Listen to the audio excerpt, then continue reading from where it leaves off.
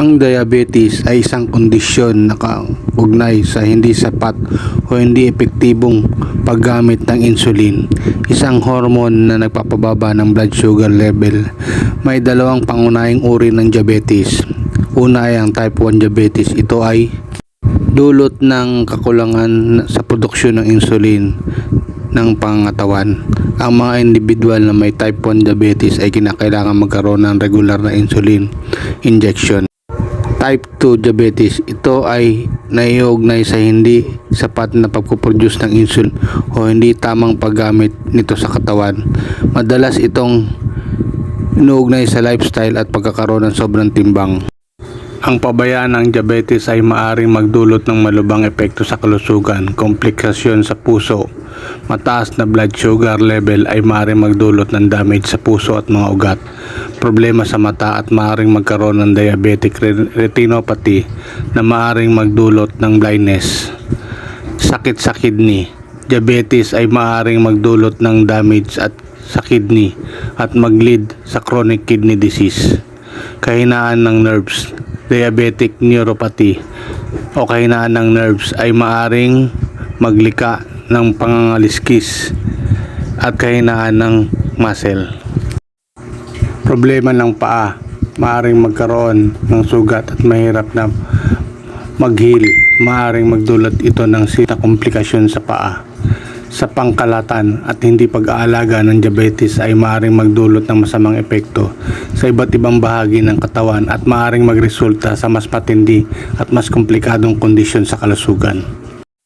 Sa mundong ito, marami na sa atin ang hindi seryoso sa banta ng diabetes. Unang-una, ang maling pagkain na nagiging sanhi ng mataas na blood sugar. Ang pagiging pabaya sa pagpili ng pagkain ay nagdadala ng malubhang epekto sa ating kalusugan. Pangalawa, ang kakulangan sa ehersisyo ay nagpapataas ng peligro. Ang pag-iwas sa aktibidad na pisikal ay naglilika ng mas mataas na tsansa ng diabetes at iba-ibang komplikasyon.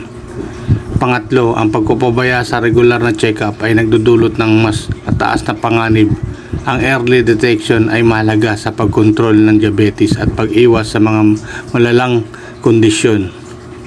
Sa panghuli, ang pagmamalasakit sa ating kalusugan ay mahalaga sa tamang pagkain, regular ehersisyo at mahigpit na pangangalaga sa sarili. Mas nababawasan natin ang posibilidad ng diabetes at ang kanyang masamang epekto. Sa pag-aalaga sa sarili, mas magiging malusog tayo. Huwag nating ipagpawalang bahala ang diabetes dahil ang kalusugan ay ang ating pinakamalagang yaman sa mundong ibabaw. Unlad kalusugan. Kalusugan huwag pabayaan.